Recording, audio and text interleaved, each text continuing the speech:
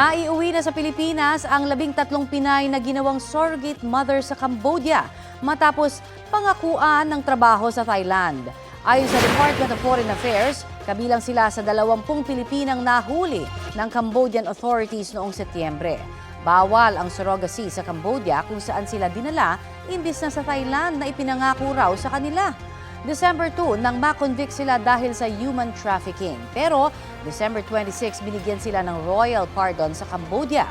Iniimbestigahan ng Interagency Council Against Trafficking ang recruiter ng mga Pilipina.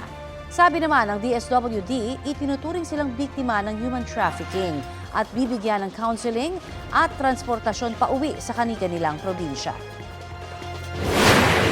Nasa mabuti silang kalagayan. Ang una nating ibinibigay na intervention sa kanila, yung temporary shelter.